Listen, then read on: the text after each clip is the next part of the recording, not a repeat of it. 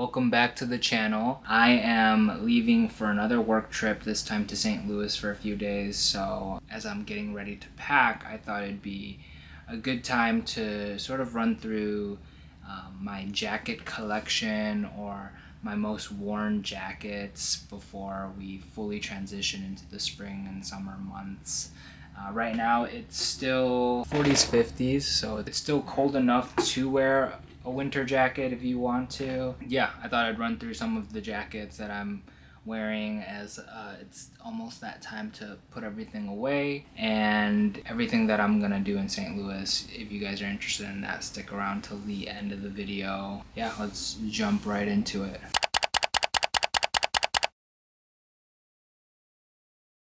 So believe it or not, I own other brands apart from Helmet Lang, and I'm not going to touch on any of the helmet jackets because if you guys are interested in that, you can reference the Helmet Lang collection video, volume 3 for the most recent update. So yeah, I have 10 jackets and I'm just going to keep it real fun. It's not going to be too structured, pretty loose, and just going to chop it up, chat a little bit. So I guess we'll start with the two Issei jackets. So this is the Issei Sport Care Label bomber with the leather sleeves. I love this jacket. I still wear it a lot. You kind of have to wait till like the 50, 60 degree weather because it's not that warm. It's pretty thin. I don't know if you could tell. But yeah, this was a huge grail for me, and I freaking love wearing this thing. I know some people like to clown the Issei Sport stuff, but it's still fire. You can miss me with all that bullshit. Another Issei Sport. Keep it on the hanger so you guys can see a little better. This is a nylon version, and it has like a, I want to say it has a pocket. Oh yeah, here it is. It has the pocket on the sleeve here. And this is perfect for like spring, summer, to be honest, like a summer night or something. It's thinner than the other one. Yeah, I love this thing too. I got this out in London, the London team. Real comfy, real wide, real boxy, cropped. Love it. This is by a brand called Grail's Official. It's a Korean brand, and just look at the hardware on this thing. I think it's a little thick for summer, but spring for sure. This is definitely it. You can layer stuff underneath if you want to wear it in the winter time, but the hardware is nice. It's got the double zip here. I don't know if you guys can tell, I like pockets, so you have all of these like pockets here, and these pockets right here are very reminiscent of the ones on my Helmet Lang. You see it? You see the resemblance? A little bit. And this thing. This is so sick because I can literally, I do that with my shades, not really with my prescription glasses, but you can really like adjust the fit right here at the waist. Yeah, it's just a really functional, practical jacket. It looks good. It's wide, comfy, cropped. And I don't even like cropped stuff, but this is a really fun jacket to wear. Got it for an amazing price out in Seoul. Stay tuned for the Seoul content. I'll be back in a couple months. This is a Concorde bomber from the 80s, MA1. I got this off of the Japanese auction, so this came from Japan. I got this because it's very reminiscent of the Balenciaga. Well, I think my argument is that the Balenciaga jacket is resemblant or reminiscent of this because this is from the 80s and that one's from like 2010s. But yeah, this one fits really slim, and I think everyone just needs an olive bomber, really, you know? I didn't really want an Alpha Industries. I wanted to be a little different, you get me? It's got some stains, got some character on here. Yeah, it's a nice one. Bombers are probably one of my favorite jackets, or style of jackets. And so, I have this other one. The lady got me this one.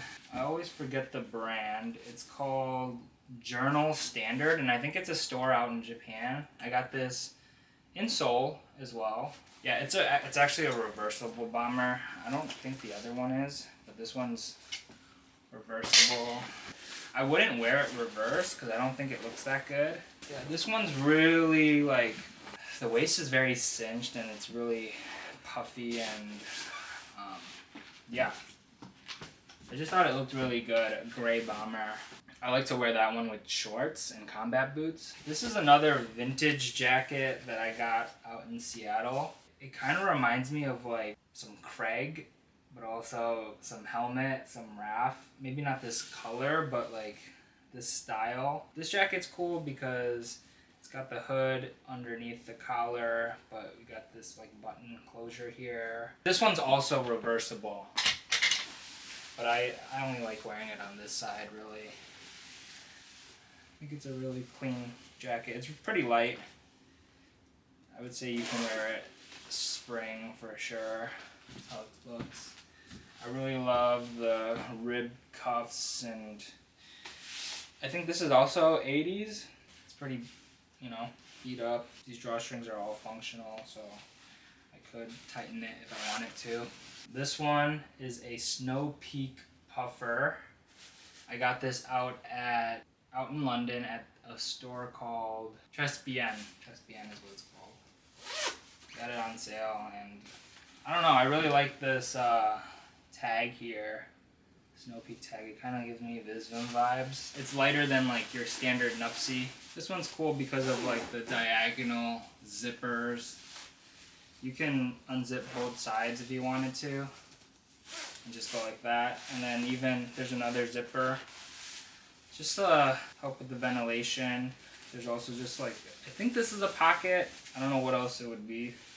Yeah, it's real cozy, real comfy. Has a good hood on it.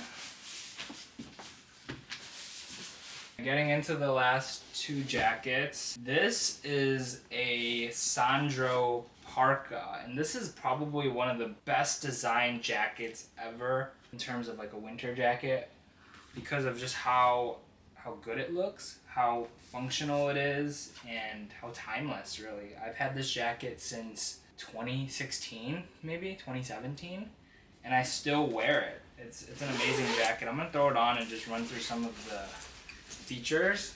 It's such a good jacket. We have these leather cuffs. This, I don't know what blend it is, but it wicks off water pretty well. This has the like waist cinch here, just to prevent any wind from creeping up, you know. I wore this a lot in Japan when I was studying abroad. This was like my daily jacket. And then this is real coyote fur. Look at this.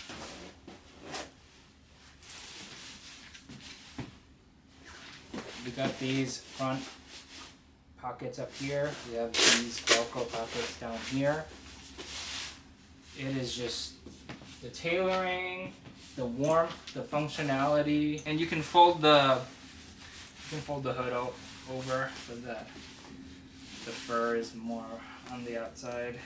Buttons here. It's just like, and I don't keep up with Sandro. I don't know what they're doing now, but at the time when I got this jacket, they shared the same factory. I don't know how true or if this is still true, but they share the same factory as Saint Laurent, so that's why you get this Saint Laurent vibe.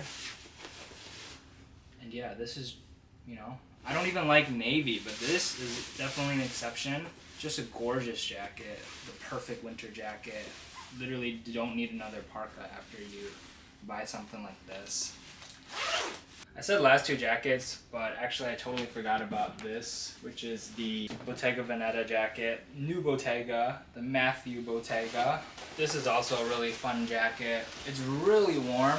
I wouldn't really encourage wearing anything underneath this. It has that same waist feature that I showed on the Sandro jacket, prevent the wind from creeping up. This one, I feel like it's more necessary because it's a cropped jacket. So this is how it looks. Real puffy. I've been wearing it non-stop ever since I got it at the Notre warehouse sale. I've just been wearing this thing non-stop. It's an amazing jacket. Also navy. That makes 3 navy jackets in the collection. The Issei, the Sandro, the Bottega. Mans likes olive, green, and navy, and of course black. Okay, final jacket.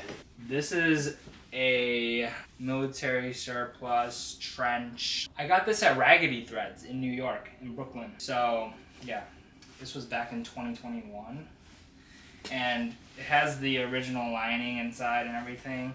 So I wear it with the lining in the winter months, but once it warms up, I really only wear the outer shell. This is perfect, I think. I've thought of like upgrading to like a nicer trench, maybe by like Margiela or Helmet or something, but this really gets the job done. That's what that looks like. It's got these pockets down here. It also has this like other button here, I guess, just to prevent wind from getting through. Oh, what I really like about this is that if I pop the collar up, I can button across like this. I guess this is where Helmet maybe drew the inspo from. But yeah, this will keep my neck warm, and I'm just going with it, you know? So this is also just a really fun jacket. Those are my 10 most worn jackets. I know some are more like geared towards winter, and then others are like more oriented to the like warmer weather, but just wanted to show you guys a little bit of my range. I don't just, you know, blindly buy Helmet and wear Helmet. Like there's other shit that I like too.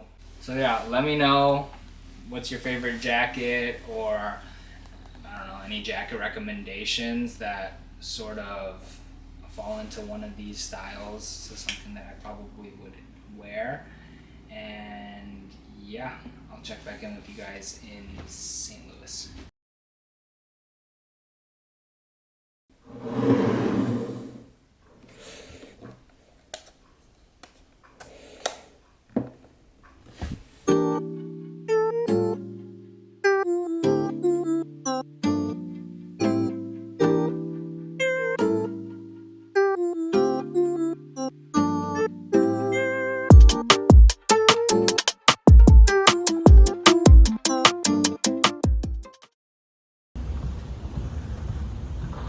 Running so late, really pushing the pre-check to its limit.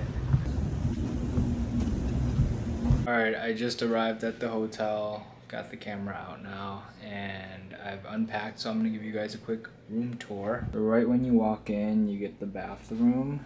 It's got a mirror right here, you know, standard. Here's all the stuff that I brought. Let me know if you guys ever want me to break down products that I use. Shower with another bathtub. This is kind of interesting. It's like a closet, but then it also has the seat here, the mirror, a safe. This is my suitcase. I just think it's interesting because it's like got a door and everything, you know. The shoes I brought, I'm wearing the Burke Owens, pretty standard. TV. The fridge is in here. It's like little drawers. They gave me a Holy Bible too, which I've never seen that before. Coffee machine, although I'm not gonna touch that. I like this area right here with the lamp and then one seater. And finally, the king size bed. So already just much nicer than the hotel room I was in for DC. Gonna head out for some coffee. I haven't had any coffee today. Ramen for dinner. Not to throw Casey from Coup de Grace under the bus, he recommended that place. I don't even think he tried it before, but it's a well-reviewed, highly acclaimed spot. I mean, the queue was like 40 minutes.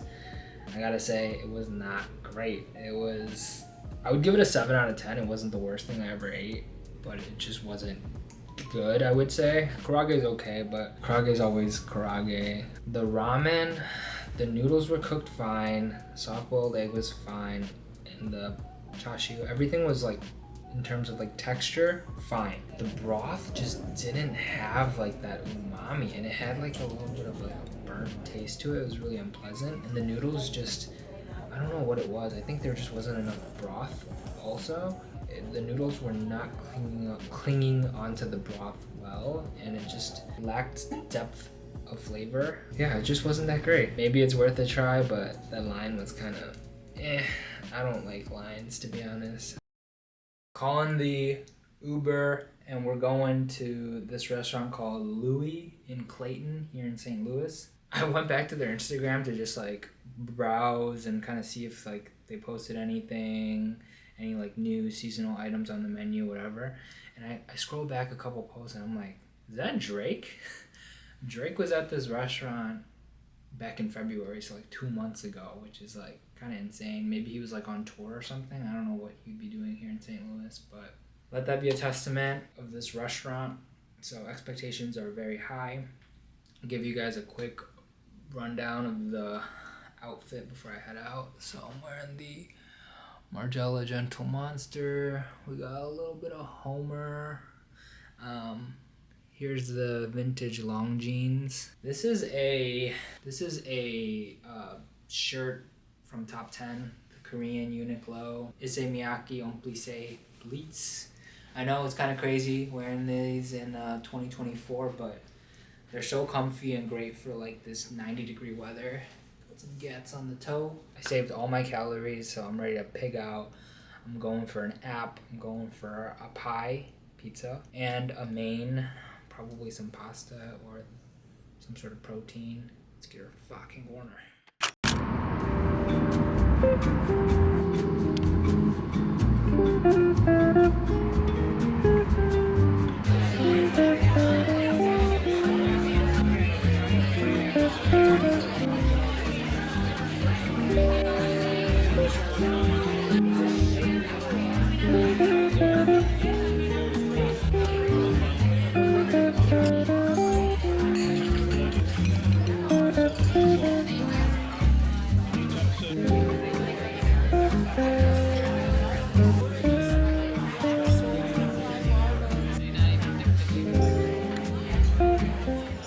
Alright, I just got back to the hotel. Just wanted to talk about the restaurant one more time. Between this spot and the place out in Milwaukee, if you go back to like, I think it was a Slice of Summer vlog, these two restaurants are just stand out, you know? I don't expect much from smaller cities coming from Chicago, you know? I mean, I don't know how this comes off, but Chicago's a major city. St. Louis is not. And, you know, the expectations, the bar is not set as high. This restaurant definitely impressed me. I love what they're doing. The service was great. I love the ambiance. The wine menu, fantastic. That was great. Both glasses of wine that I had were exactly what I was looking for, you know? Full body, tannins were there, just fresh. It's fantastic.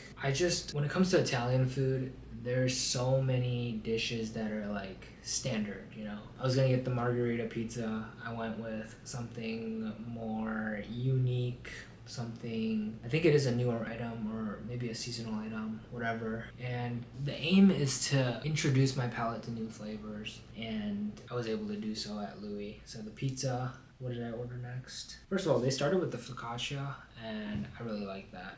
I love that. Dip it in the olive oil. What did I order second? I'm tweaking right now. Oh, the seasonal ravioli. It had mint, pecorino, sesame seeds, chives. It was just so fresh. It was creamy but not heavy. As soon as I put it on my table, the smell was so pungent. And that's just how you know.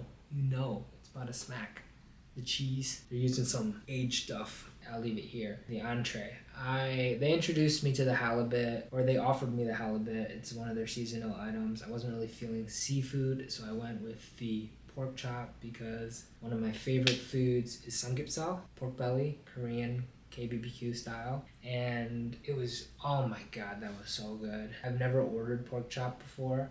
That was so good. It was juicy, it was tender. They gave me a shit ton of shishito peppers, and at first glance I was like, oh, this is overkill, this is too much. But then I saw the vision, you know. The shishito peppers they complemented the pork chop so well, you know. I almost felt like I needed more shishito peppers, if that made sense. Side note, if you think you are too good to eat pork, seriously, fuck off, alright? Let me give you a piece of advice. First of all, you're tweaking. Secondly, you're probably eating a bunch of processed bullshit, but you draw the line at pork.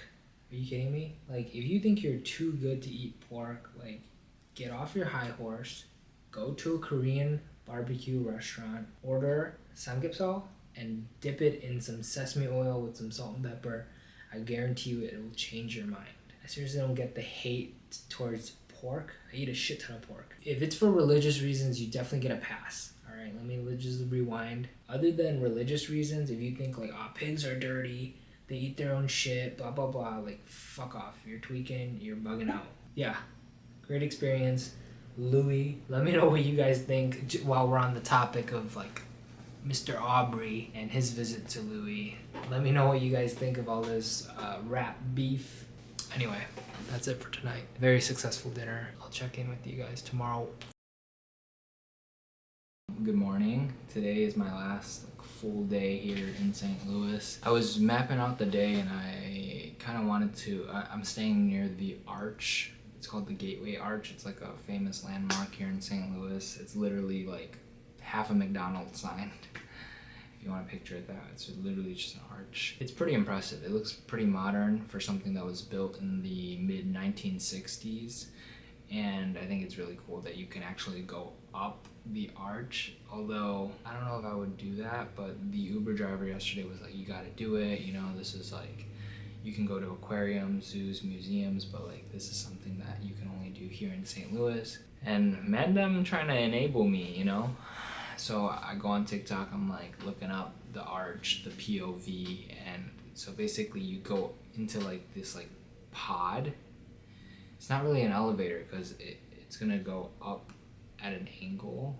I don't know if that's still considered an elevator, whatever. But if you're claustrophobic, people highly do not recommend you go. I'm not super claustrophobic, but I don't like being in tight spaces. So that was already like a turn off. And then this is where they really got me fucked up. So apparently there's been many instances where that like pod, elevator, whatever you want to call it, has gotten just stuck. And people would just be stuck on their way up and just stuck for like an hour. That's ridiculous, okay?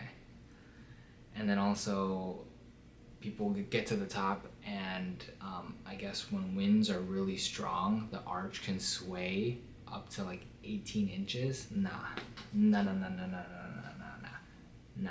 You got me fucked up. I'm not doing all that. You know, I'm not gonna die for a view. Obviously I'm being, you know, I'm exaggerating, but anyway, gonna head out to get coffee. I know I'm wearing a real, you know, 안녕하세요 outfit, but it's work. I'm heading to my dinner reservation at Sado. It's supposed to be the best sushi in town, so let's see. I guess I'll review this place really quick. Ambiance was alright, nothing crazy. Service just about the same, could have been a little more attentive. Starting off with the tempura, I really like this. I could tell they fried it right before serving. Sushi was hit or miss. A lot of the pieces just were not all that memorable. There was just too much vinegar in the rice. The rice was just kind of sour and overpowering the fish, and none of the fish had complex flavors either. They were just really salty, I felt like. Yeah, and I just didn't appreciate everything being a la carte. Yeah, I don't know. I guess they're like a monopoly here in St. Louis, so they can charge whatever they want. Thank you.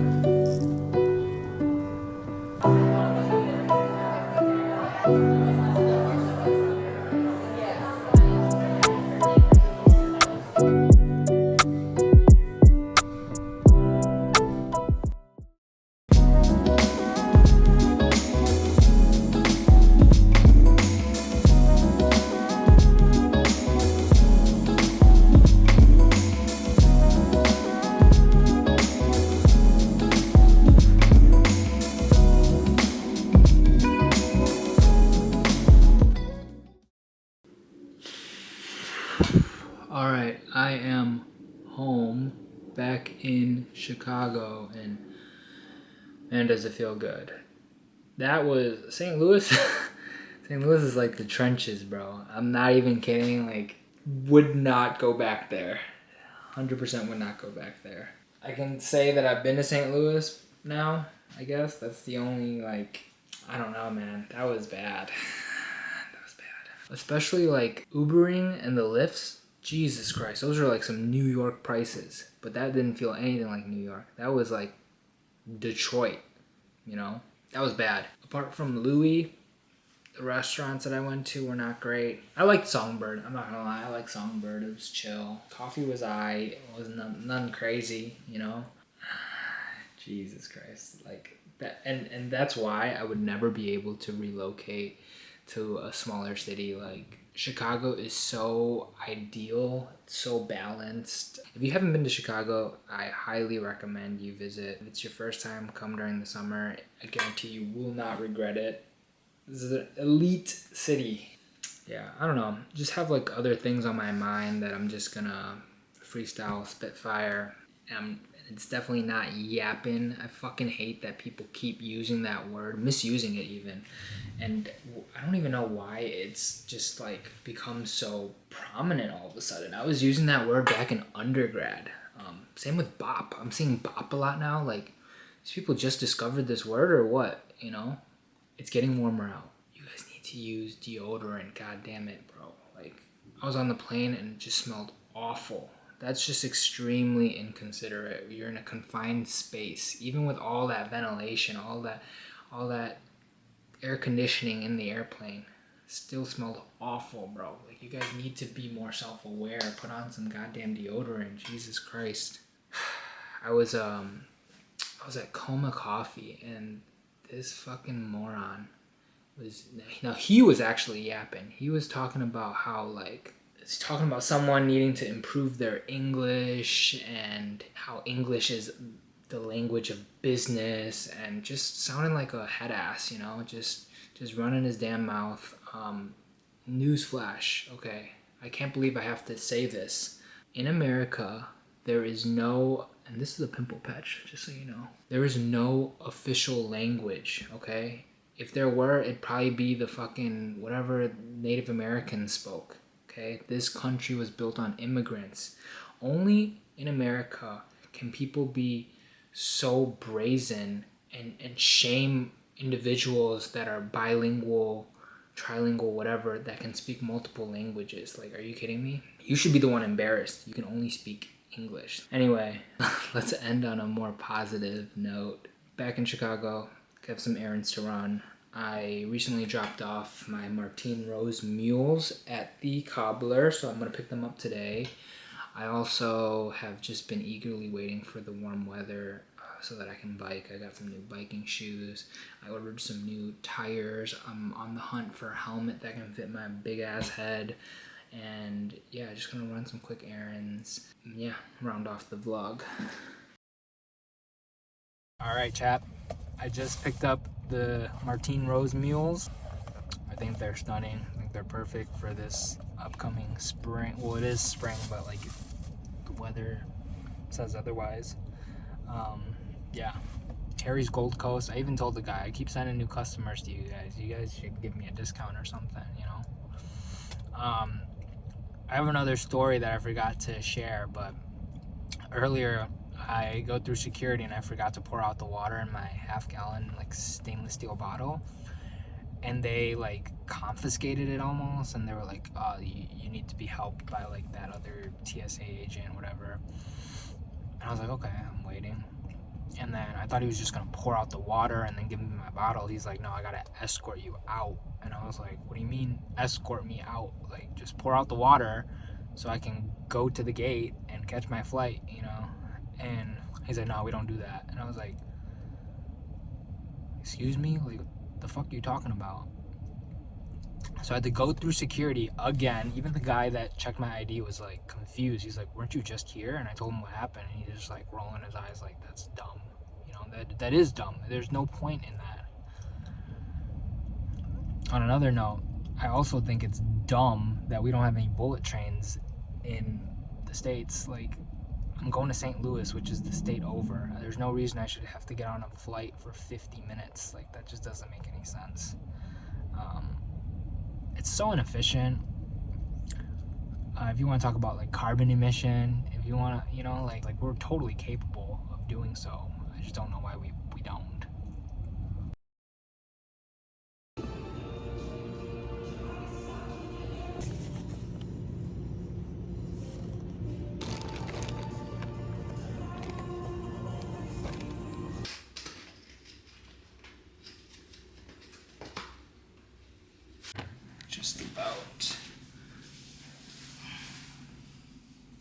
This is the hardest freaking part.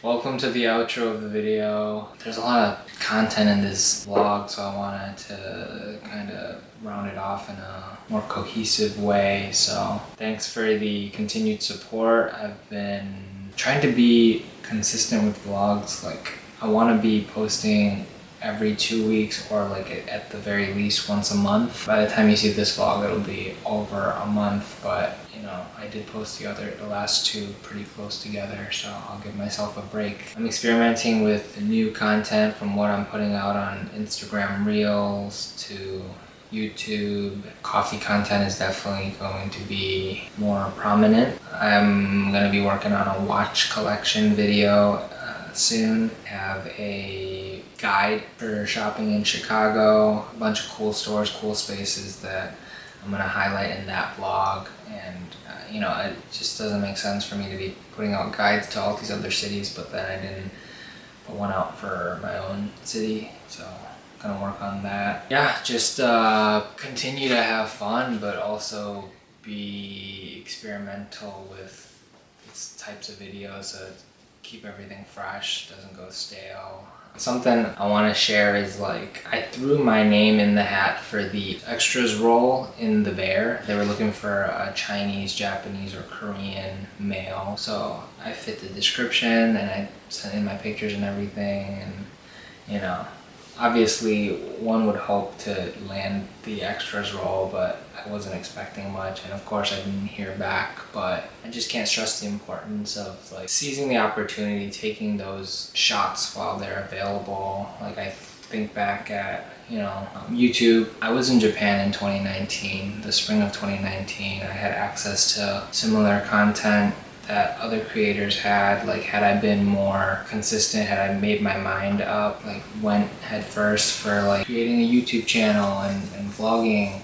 instead of like letting toxic friends occupy real estate in my head, maybe I would have a different platform, a bigger platform, whatever. Or TikTok, you know, it's too busy like cringing at like the stuff I saw on TikTok when other people were blowing up in 2020 because they were consistently posting and seeing like the bigger picture. And even with Instagram Reels, I'm pretty late to the party, but my girl was like, you gotta, if you wanna, you know, grow this platform, you gotta post Reels. And I think it's just a matter of like unlearning. Like, I feel like everything to a degree is a bit cringe, it's a bit corny, lame, whatever. You know, me standing in front of a camera talking to myself, yeah, one could label it as like kind of cringe, whatever. But I feel like I've been pretty true to myself, and I've been putting out content that I can rewatch, that's not dated, that's enjoyable and authentic. So I haven't had to like look myself in the mirror and be like, what have I become or anything. I've been, you know, 100% true to myself, not selling my soul for views or for followers or anything like that, you know. Yeah, just thanks for the continued support. I have some cool content on the way. Cool, I mean, my definition of cool, maybe you think it sucks, whatever.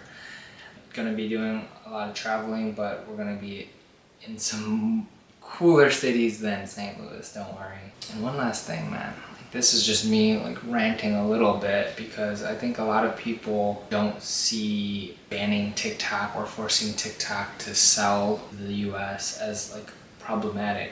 First of all, you know, this is Western propaganda portraying China as this big bad guy, communist, whatever. There are no communist countries in the world. Communism is so ideal, it's unattainable, you know? I don't understand the obsession with China. China doesn't care about the US the same way that the US is like obsessed with China. Why are we obsessed with China this way? Like, why don't we learn from China when it comes to, like, I touched on this earlier in the vlog, high-speed rails, infrastructure, addressing homelessness, safety. There's many things we can learn from other countries, but all we're doing is like dragging them down. Like they're bad, they're the bad guys, they're a threat to our national security, cybersecurity, blah blah blah. To an extent, it's like the Chinese virus again. You're putting a target on the backs of Chinese Americans. And me growing up, my era, it wasn't cool to be Asian. Now it's cool to be Asian, but Asian refers more so to like Koreans, Japanese, maybe Viets and Filipinos.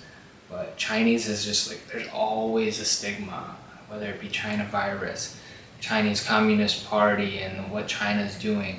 Even like the tone that people say China or Chinese, or like even in the fashion space, made in China, cheap, you know, like it's ridiculous, man. It really sucks. So I guess I'm just voicing this for all of my Chinese viewers who can relate, I guess. Anyway, enough of that. I'll see you guys in the next one. Hopefully that'll be much sooner.